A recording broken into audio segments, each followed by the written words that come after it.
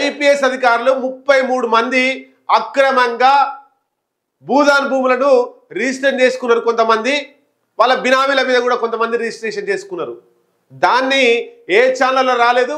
మొట్టమొదటిసారిగా మనమే జనం టీవీలో దాన్ని వేసినాం. దానికి సంబంధించి 3 ఐపీఎస్ అధికారులు హైకోర్టుకు పోయారట. ఎందుకు? మేము చక్కటి పని చేసినాం, మేము శుద్ధపూస పని చేసినాం, మాకు సపోర్ట్ చేయర్రి అని హైకోర్టుకు పోయారట. ఆ పోయిన దాంట్లో ఎవరు పెద్ద మనిషి?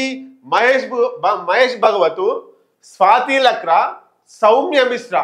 వీళ్ళిద్దరు డీజీపీ రేస్లో ఉన్నారు. స్వాతి లక్రా, సౌమ్య మిశ్రా డీజీపీ రేస్లో ఉన్నోళ్లకు మరి భూదాన్ భూములతో ఏం పని?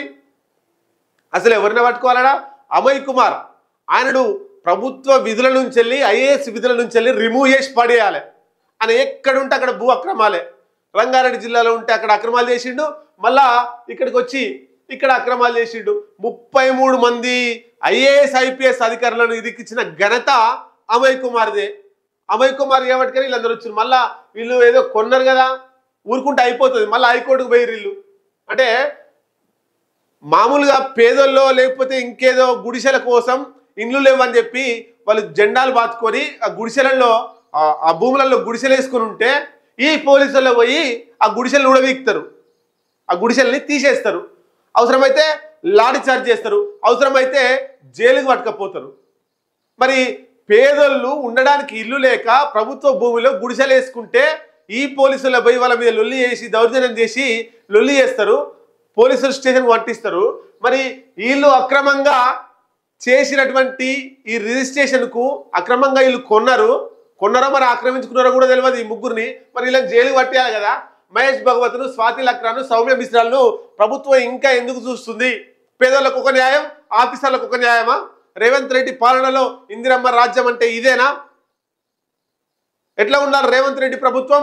ప్రభుత్వంలో ఉండేటువంటి పెద్దలైనా, ఐఏఎస్ ఆఫీసర్లైనా, ఐపీఎస్ ఆఫీసర్లైనా, పేదోడికైనా ఒకే న్యాయం ఉండాలి. మీ పేదల కోసం ఒక ఫ్లాటు 50 గజాలు 100 గజాలు కావాలని గుడిసెలు వేసుకుంటే వాళ్ళని అక్రమంగా కేసులలో ఇరికించే ప్రయత్నం చేస్తున్నారు. వీళ్ళు లక్షలు కోట్లు విలువ చేసేటువంటి భూమి అప్పనంగా కొట్టేస్తే మళ్ళీ హైకోర్టుకు పోయి మేము శుద్ధ పూసలమని వీళ్ళు అప్పీల్ చేసుకునేటువంటి పరిస్థితి ఎక్కడిది? దీని మీద రాష్ట్రంలో ఉన్నటువంటి ప్రతిపక్షాలు అందరూ కూడా స్పందించాలి. పోలీసుకు ఒక వ్యవస్థ మంచి ఆదర్శంగా ఉండాల్సినటువంటి వాళ్ళే అక్రమంగా తప్పు చేసి మళ్ళీ హైకోర్టుకు పోవడం ఏంది? భూదాన భూముల వ్యవహారంలో మహేష్ భగవత్, స్వాతి లక్రా, సౌమ్య మిశ్రా అప్పీల్ బినామీ పేర్లతో అక్రమ రిజిస్ట్రేషన్ చేసుకున్నారని ఓ వ్యక్తి పిటిషన్. ప్రతివాదులుగా ప్రభుత్వం, పలువురు ఐఏఎస్ ఐపీఎస్ వారి కుటుంబ సభ్యులు, సిబిఐ ఈడీతో పాటు సర్కారు ప్రతివాదులకు కోర్టు నోటీసులు. మొత్తం మీద ఈ వ్యవహారంలో ఉన్నటువంటి అమయ్ కుమార్ని, మహేష్ భగవత్ని, స్వాతి లక్రా, సౌమ్య మిశ్రా 33 మంది ఎవరైతే ఐఏఎస్ ఐపీఎస్ అధికారులు ఉన్నారో వాళ్ళ మీద ఖచ్చితంగా చర్యలు తీసుకోవాలి.